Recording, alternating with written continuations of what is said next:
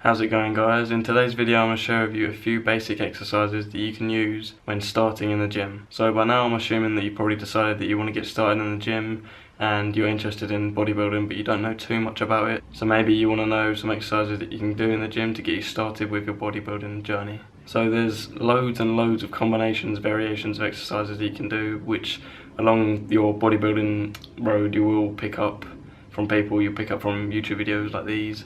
But in this one today I'm just going to tell you a few of the kind of more general ones that are going to help you with more than one muscle at a time. So to start off with, these exercises where you're using more than one muscle, these are called compound movements. Vice versa, where you're doing an exercise where you're just going to be targeting one individual muscle, this is called an isolation movement. A compound movement would be something like a bench press, whereas an isolation movement would be a bicep curl, a tricep push down. So I'm going to show you a few compound movements, but maybe even a couple of isolations just to get you a general idea of what the difference is between the two and what a tricep push down might be, what type of bicep curls you might want to do. So exercise one that I've chosen, you'll be seeing here, is the bench press.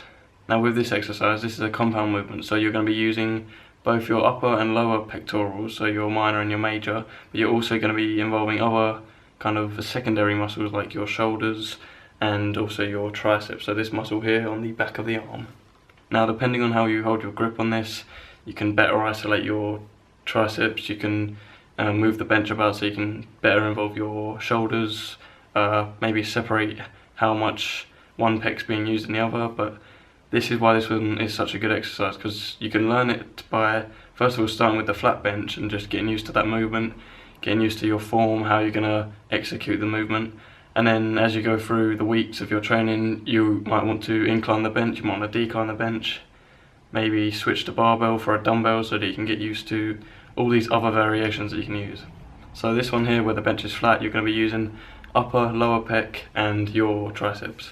Not the shoulders so much, but they are going to be being used a little bit, and this is why this is so good. These type of movements is going to kind of wake up your muscles and get you used to this type of exercise and help to build that foundation for when you want to pack on muscle and gradually get bigger and bigger. Okay, continuing with the upper half of your body again. This one's slightly different. This is called a bent over barbell row.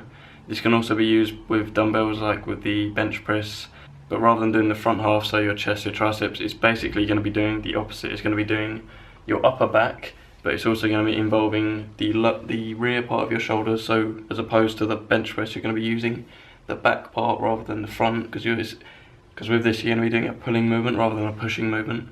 But you're also going to be involving your biceps, so pretty much everything that's opposite to bench press. Now getting on to the lower half of your body, the most important one that you can do with this is squats. Although you don't have to do it to grow your legs overall, it's the best leg exercise out there to influence overall growth and strength in your legs. So by doing a squat, and when I say doing a squat, meaning that you need to make sure that you are going low enough, you need to make sure that you're going at least parallel. So this is going to be involving your quads, your hamstrings, your glutes, and also a little bit of your calves. Not so much with the calves, because those need to be activated mainly by isolation, whereas the other part of the legs is all there for that kind of similar movement. Now moving on to shoulders, the best exercise I can recommend for this would be overhead press. If you want to develop your muscles overall and get used to the movement, kind of develop your legs as well whilst you're doing this, just so that you can get your body used to this type of exercise, I'd recommend doing it standing. So with this exercise, what you want to do is grab a barbell with your grip about as wide as your elbows, so make sure that you're pushing through your elbow like this, and you want to stand there with the bar resting on your collarbone to start off with, and then with the exercise pushing straight up, and then with each rep making sure that you are leaning back so that you don't get your head in the way, and then lowering the bar back down to your collarbone. Just like many of the other exercises I just mentioned, you don't have to do this just with a free weight barbell. You can use dumbbells, you can do them seated, you could use a Smith machine, so don't be discouraged from using a certain piece of equipment in the gym because it's being used by someone else. Now I just want to quickly mention the rep ranges that you should be aiming for with these exercises. So any rep range between 1 rep and 8 reps, that's going to be mainly developing your strength, and you're going to be getting stronger in that exercise, which when you're starting off with weightlifting is something that you really want to focus on. And then on the other side of things, anywhere from 8 reps to about 20 is going to be helping you to develop your muscle mass, so it's going to help you grow your muscles. Now, as most of you watching this video are probably new to weightlifting and you want to know what rep ranges to do, which exercises to do, I would suggest meeting in the middle with these, so improving your strength but also improving your muscle mass and helping to grow your muscles. Because at the end of the day, you want to make sure that you're building that foundation muscle ready for you to be able to do other exercises, ready for you to be able to lift heavier. So I'd say aim for anywhere between 8 reps and about 15 reps. So that's it for this video. Hope you absorbed some knowledge that you can apply to your workouts in the gym.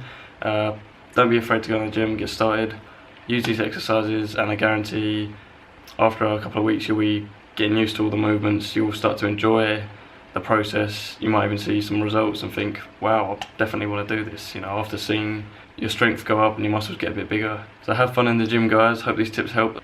I'm now just going to leave a couple of clips for you to watch on isolated movements so that you can get an idea of what those are. So thanks for watching. Give this video a thumbs up if you liked it and it helped you out. See you guys in the next one.